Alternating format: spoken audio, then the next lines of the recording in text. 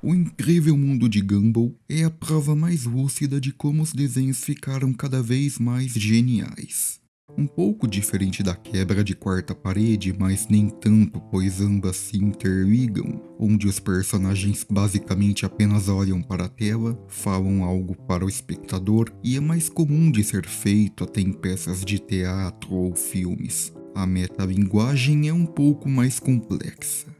Basicamente, os personagens se autodescrevem no mundo e estilo de linguagem deles, ou interagem com aspectos desse próprio mundo e estilo.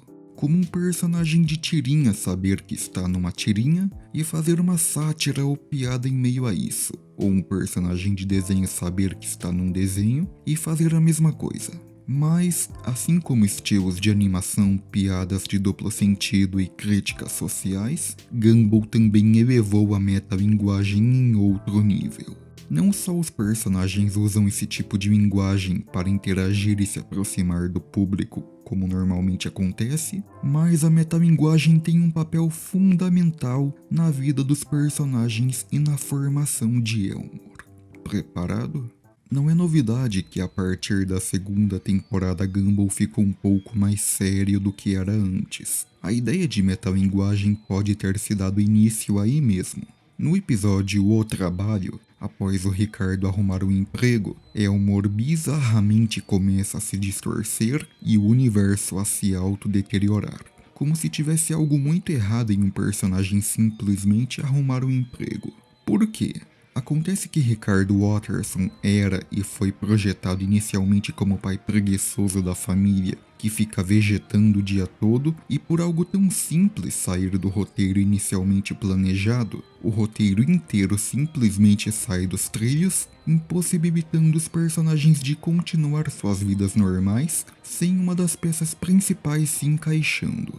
Talvez isso nem possa ser classificado exatamente como metalinguagem, mas foi aí que esse mundo em volta desses simples personagens de desenho começou a ganhar um sentido e aspectos próprios. Isso facilitaria uma maior interação dos personagens com a tela.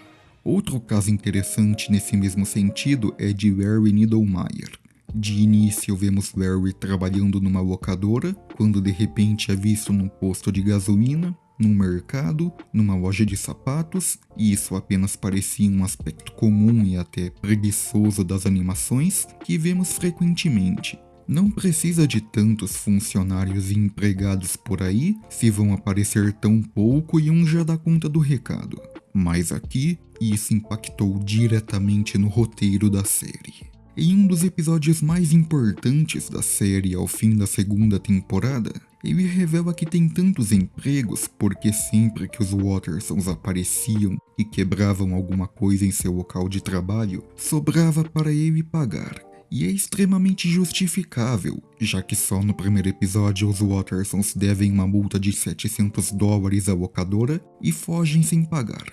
Suas diversas contribuições por Elmore geraram uma leve dependência na cidade, que posteriormente no meio da terceira temporada não funcionaria sem seus serviços. Após ser maltratado de forma humilhante pelos Wattersons como sempre, cansa disso e se demite, gerando um apocalipse por toda Elmore. Sério, um cara que começou numa locadora e por causa de uma multa foi para um mercado, onde novamente perdeu tudo e para reconstruir sua vida, agora é chefe da polícia, cuidava da dedetização, possivelmente de uma usina nuclear. Meu Deus, eu posso ficar o dia inteiro listando. A personificação da triste vida do CLT. Na primeira temporada, quando ele havia deixado sua vida de lado, Elmore continuava normalmente, mostrando que ele não seria tão importante para a vida no desenho animado se Gumball e Darwin não tivessem arruinado sua vida. É impressão minha ou nós estamos estranhos? No episódio final da segunda temporada, as consequências das ações dos Wattersons após destruírem Elmore e a vida de vários personagens várias vezes finalmente vêm à tona. Em um episódio que até parece um fim para Gumball, eles procuram formas de resolver e acabam piorando tudo, quando Anaís percebe a controvérsia do enredo. Até agora, todas As situações ruins só pioraram até que elas se consertaram sozinhas. Só falta uma solução. Façam o que fazem de melhor. Piorem tudo. Assim, os Wattersons finalmente descobrem sua verdadeira função nesse mundo animado: caos. Então eles provocam o maior caos e destruição já visto em Elmore, esperando que tudo se resolva sozinho, como sempre ocorre. E acontece. Assim descobrimos que a cada episódio de Gumball, a cidade de Elmore sofre uma espécie de reinício e por isso volta tudo ao normal. Mais uma questão dos desenhos resolvida com um sentido próprio em Gumball. A única coisa que pode salvar a gente agora é a realidade ser completamente reiniciada por um aparelho mágico. Na primeira temporada tínhamos uma personagem chamada Molly Collins, uma dinossauro líder de torcida, mas sem nada de especial em sua personalidade, que não acrescentava praticamente em nada no enredo da série, e não tinham como a encaixar. Na segunda temporada, os roteiristas decidiram acrescentar uma garota sorvete chamada Sarah Gelato, que tinha uma personalidade bem mais ampla, explosiva, invasiva e poderia ser bem mais importante do que Molly já foi, encaixada como uma adolescente obcecada em animes, fanfics, Gumball e Darwin. Consequentemente, Molly havia sido deixada de lado e não fez nenhuma falta, até... No episódio O Vácuo, os personagens começam a sentir falta de alguém, alguma peça faltando no meio. Aí aparece o Senhor Pequeno, um conspirador que deve adorar F1 fora das telas e que tem um papel extremamente importante nessa descoberta além de Elmore. Com sua ajuda, Gumball e Darwin descobrem o Vazio, um lugar que Ben Bokele e os outros produtores criaram entre e fora do desenho para jogar suas ideias anteriores ruins ou desnecessárias e posteriormente poderem reaproveitá-las, como o caso da própria Molly, que ficou congelada como um vídeo pausado e acordou ao ser tocada. Aparentemente é assim que esse mundo funciona. Os personagens ficam congelados no tempo até que outros os toquem para voltar à vida. Outro caso é o personagem Rob, outro cara desnecessário que não tinha nenhuma função no mundo de Gumball e conseguia ser até mais inútil que a própria Molly. Tanto que após acidentalmente o descongelarem, Gumball e Darwin o ignoram completamente, mas se agarra à vida e consegue escapar do vácuo totalmente desfigurado pelos efeitos transicionais da tela real ao mundo deles. Oi, Molly, tudo bom?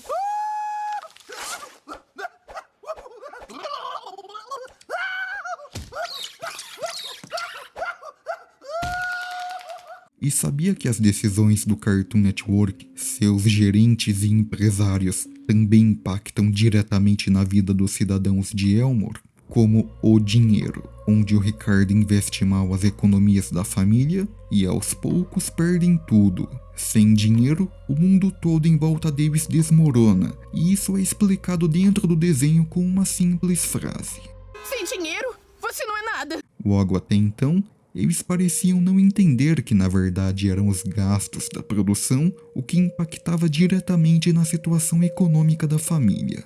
Mas espera, Gumball e Darwin descobrem que estão sendo controlados por animadores, empresários e crianças como marionetes que servem apenas para diversão geral? Sim, graças a falhas na animação.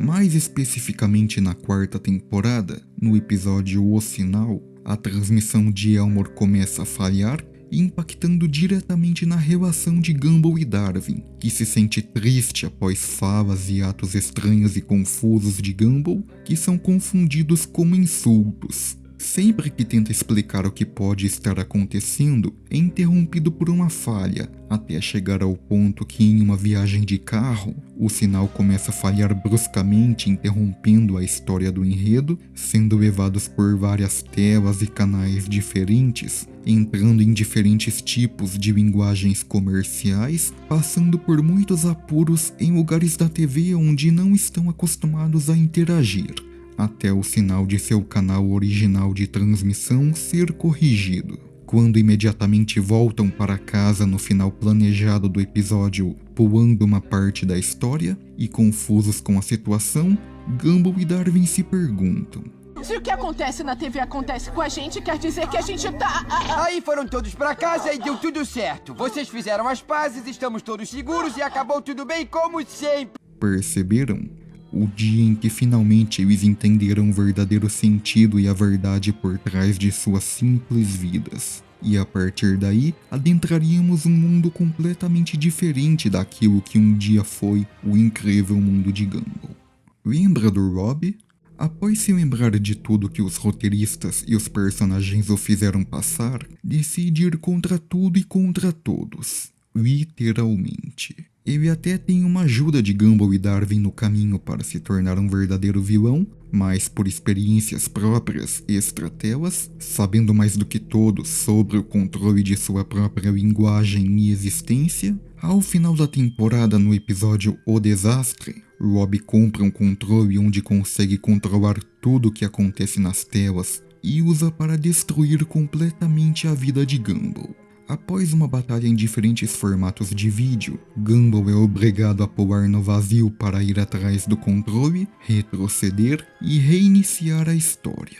Assim abrindo outra história e uma nova temporada do desenho em forma de metalinguagem. Sim, olha o nível que chegou. Sabendo tudo o que iria acontecer, Gumball tenta salvar seu mundo e acaba piorando tudo, principalmente ao retroceder seus pais a bebês, que como consequência, acaba impactando na existência da própria família Watterson. Mas dessa vez vence Rob antes de desaparecer completamente da existência, mostra porque é o herói desse mundo e pula para salvar Rob, que reconhece seus atos heróicos e volta no tempo para destruir o controle e acabar com essa história de caos. O controle é 12,99. Na nova temporada, Gumball, Darwin, Anaís, Ricardo e Nicole têm uma vida mais tranquila sem se preocupar com os eventos fora das telas que pouco impactaram em seu mundo, exceto no episódio O Incômodo. Nesse episódio, o prefeito quer vender o terreno da cidade para bilionários e consegue convencer os Wattersons a ficarem civilizados, já que suas ações caóticas abaixam o preço do bairro e até da cidade inteira. Consequentemente, eles se tornam pessoas normais em uma vida mais comum, até descobrirem o plano sujo do prefeito filho de uma mãe e serem obrigados a se incivilizarem novamente, para salvar Elmore? Bom, a vida de um herói nem sempre é justa, né? Jogar tomates podres na cara, tudo bem. Placas de proibido cachorros e Wattersons em lojas, compreensível. Um incêndio de vez em quando aqui em casa, barra pesada, mas é justo. Imagina se ele tivesse conseguido vender Elmore. O desenho teria acabado? E falando nisso, a partir da 6ª temporada, o criador da série Ben Bokele admitiu estar cansado e enjoando do desenho animado. Agora ele queria dar um final justo para a série e Rob, que por suas experiências passadas, descobre e vai contra Ben Bokele e os produtores para salvar Gumball e todos de Elmore desse fim.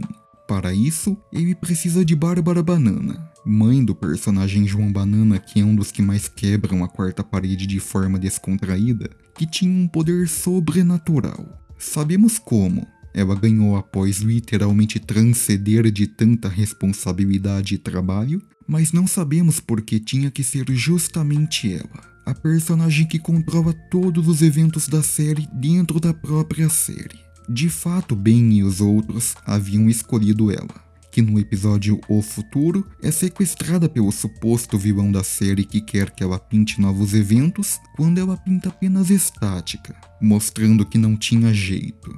O fim de Gumball estava próximo e ela não poderia fazer mais nada para mudar esse fato. No final, após a salvarem e pedirem para pintar Rob de volta... A gente se vê no futuro, Rob. Mas não existe futuro. Isso é autoexplicativo, né? Vale lembrar que esse episódio era para ser o primeiro e ter aberto essa temporada, mas por problemas de produção acabou indo quase pro final. Após um episódio que Gumball e Darwin já não têm mais o que conversar, já estavam esgotando as ideias. Chegamos em A Inquisição.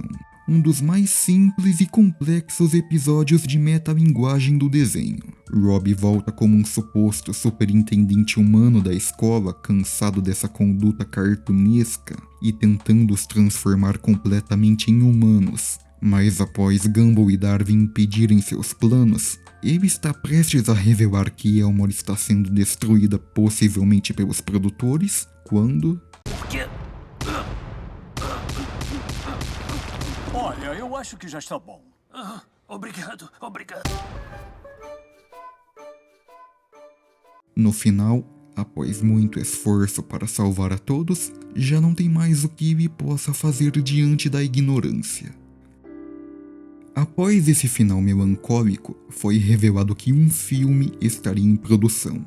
Esse filme, além de dar o final tão esperado por Ben Bokele, criaria uma nova história para uma nova série do Cartoon Network, como revelado na sinopse. Esse filme também teria ligação ao mundo real, onde um fã encontraria um episódio perdido e se transportaria para o mundo dos personagens animados para os ajudar a se salvar desse suposto fenômeno que assola Elmore.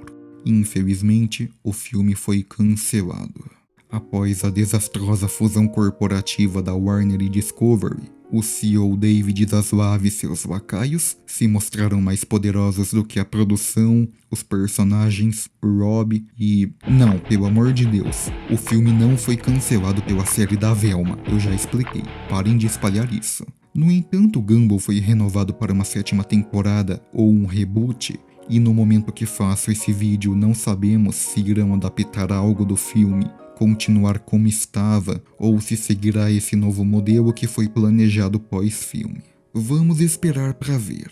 Chegando ao fim, espero que tenham entendido como desde uma ação dos executivos de televisão até as nossas próprias ações impactam diretamente na vida escrita dos personagens. No episódio Os Casais, por exemplo, Sarah encontra um caderno capaz de tornar realidade tudo o que é escrito e, inspirado nos mais sinistros espectadores de Gumball, faz diversas fanfics e casais e provoca algumas das maiores atrocidades já vistas em Elmore. Seu talarico raspa a canela! E nem é a primeira vez que algo assim acontece. Essa é a história de Gumball interligada à metalinguagem, mas claro, ainda temos menores exemplos na série que recomendo que assistam para interagir com nossos personagens preferidos e dar umas boas risadas. Espero que tenham gostado e reflitam sobre essa incrível genialidade por trás de Gumball.